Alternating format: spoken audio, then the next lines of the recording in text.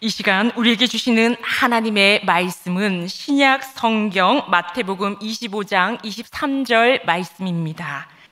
그 주인이 이르되 잘하였도다 착하고 충성된 종아, 내가 적은 일에 충성하였음에 내가 많은 것을 내게 맡기리니 내 주인의 즐거움에 참여할지어다 하고. 아멘. 겨울에 어린 시절에 눈이 내리면 참 좋았습니다. 뒷동산에 올라가서 눈썰매도 타고 친구들과 눈싸움도 했습니다.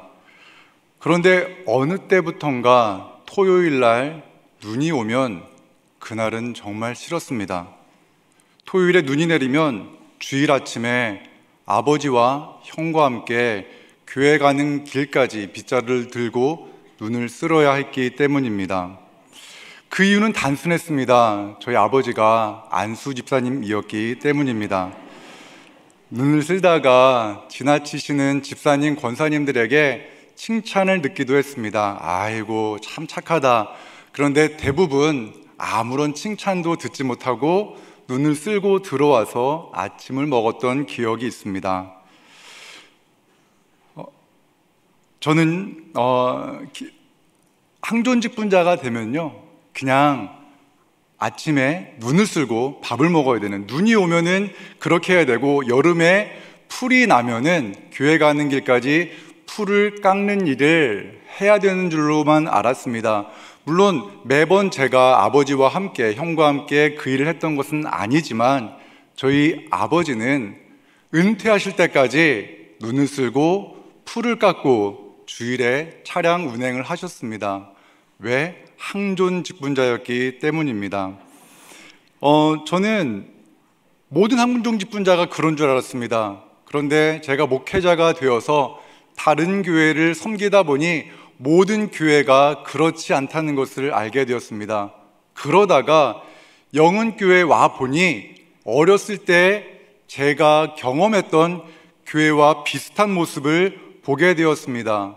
영은교회에서 권사가 되면은 7층에서 고무줄 통바지, 그러니까 몸빼바지를 입고 주방 일을 해야 됩니다. 그리고 평생에 한 번이나 입을까 말까 하는 한복을 입고 예배당에서 성도들에게 인사를 해야 합니다. 또한 안수집사가 되면 주중에 직장 생활보다 더 바쁜 주일을 맞이할 때가 있습니다. 장로가 되면 그보다 더 바쁘고 분주한 주일을 맞이하게 될 것입니다. 영흥교회에서 항존직분자가 된다는 것은 단순히 직분의 변화만 있는 것이 아니라 전과는 다른 주일을 맞이해야 한다는 것을 말합니다. 또한 이전의 주일에 누렸던 그러한 기쁨과 자유를 빼앗길지도 모른다는 그러한 생각을 해야 합니다. 내 가정 일이나 개인 일보다 교회 일이 먼저가 될 때도 생길 것입니다. 그런데요, 항존직분자로서 권사, 안수집사, 장로가 되면 이제부터는 교회 사역이 당연한 일이 됩니다. 칭찬과 격려와 감사하다는 말을 듣기보다는 오히려 내 생각과 다른 그러한 주장을 하는 사람들의 말로 인해서 마음 상할 때가 생길지도 모릅니다. 그럴 때 이런 마음이 듭니다. 내가 종이야? 내가 직원이야? 맞습니다. 여러분, 종입니다. 또한 교회 직원처럼 또한 섬겨야 할 그러한 사명자입니다. 그러한 순간, 그러한 마음이 들 때 우리가 읽어야 될 본문의 말씀이 오늘 우리가 읽은 말씀입니다. 달란트의 비유. 달란트의 비유는 3명의 종이 나옵니다. 한 종은 5달란트를 받았고, 또 한 종은 2달란트, 또 다른 한 종은 1달란트를 받았습니다.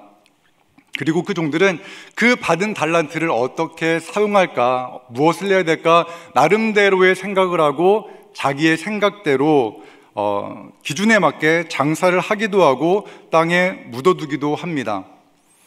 여러분, 이 달란트의 비유가 만약에 교회라면 어떨까요? 그 달란트를 받은 종들 사이에서는 어떠한 대화가 오고 갔을까요? 달란트로 장사를 한 사람과 땅에 묻은 사람 사이에서 심각한 대화가 오고 갔을 겁니다. 누가 더 합리적이냐, 누가 더 효율적이냐라는 이유를 가지고 서로 치열한 논쟁이 있었을지도 모릅니다. 어쩌면 2달란트 받았던 종은 2달란트 받은 사람은 5달란트 받은 사람을 보면서 너무 부럽다고 좋겠다는 말을 했을지도 모릅니다. 3명의 종들 사이에는 복잡한 대화와 또한 미묘한 감정들이 켜켜이 쌓여 갔을 것입니다. 그런데요, 성경에서는 그러한 종들 사이에서 이루어진 대화에는 관심이 없습니다.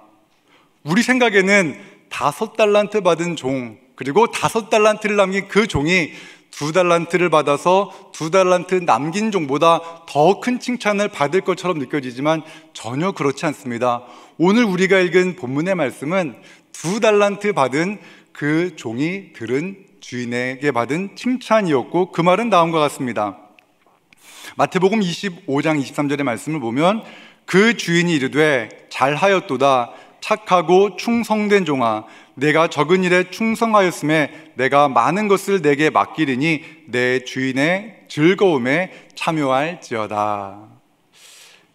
사랑하는 여러분, 잠시 후에 항존직 선거를 할 겁니다. 후보 명부에 오른 분들 중 어떤 분은 피택될 겁니다.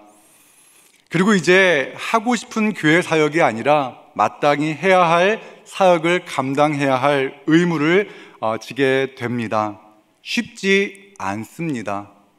그런데 또 하나 쉽지 않은 자리도 있습니다. 피택되지 못한 분들의 마음, 그것도 쉽지 않습니다. 그런데 꼭 기억하십시오. 주님께 피택되지 않은 것이 아닙니다. 사람들에게 무시당한 것이 아닙니다. 조금 더 여러분들이 하고 싶은 사역을 할 수 있는 자유를 누리는 그 권한을 얻게 된다라고 생각하면 맞을 것 같습니다. 오늘 설교 제목이 우리에게 필요한 그 말씀입니다.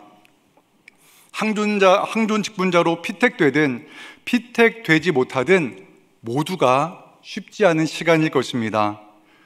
그리고 우리가 들어야 될 말은요, 이것입니다. 잘하였다, 착하고 충성된 종. 이 칭찬을 누구에게 들어야 됩니까? 사람에게 들어봤자 소용없습니다. 이 말은요, 우리가 주님 앞에 섰을 때에 꼭 들어야 할 말씀이라는 것을 기억하십시오. 사람에게 이런 말 들어봤자 소용없습니다. 그런데 지금 우리 귀에는 나의 마음, 힘든 나의 마음에 꼭 무언가 들어야 될, 내게 위로가 필요한 그 순간에 들어야 될 말이 있습니다. 그래서 말씀을 준비하면서 가장 힘들었던 순간 내가 들었던 말 중에 가장 큰 위로가 되었던 말이 무엇이었지? 라는 생각을 해보았더니 고등학생 시절, 시골에서 도시로 자취하면서 생활했던 그 고등학생 시절에 제 친구가 해줬던 말이 기억에 납니다. 친구가 저에게 이런 말을 했습니다. 승철아, 넌 참 귀한 사람이야 라는 말을 해줬습니다. 승철아, 너는 참 귀한 사람이야. 그런데 나중에 알고 보니 그 친구는 어떠한 친구였냐면은 부모님을 일찍 여의어서 큰형님과 함께 살았던 그러한 친구였습니다. 그래서 진심을 담아서 시골 촌티 팍팍 나고 공부도 못하는 저를 보고 진심을 담아서 그렇게 위로해 주었기 때문에 참 오랜 시간이 지나도 그 말이 위로가 되는 것 같고 기억에 남습니다. 그렇기에 여러분, 우리가 지금 옆에 있는 누군가에게 우리가 항존직분자이든 아니든 주님의 귀한 자녀라는 그 엄청난 특권을 받은 채 살아가지만 여전히 힘겹게 살아가는 우리 옆에 있는 성도님들에게 우리가 이 말을 해줘야 됩니다. 무슨 말입니까? 같이 한번 해보겠습니까?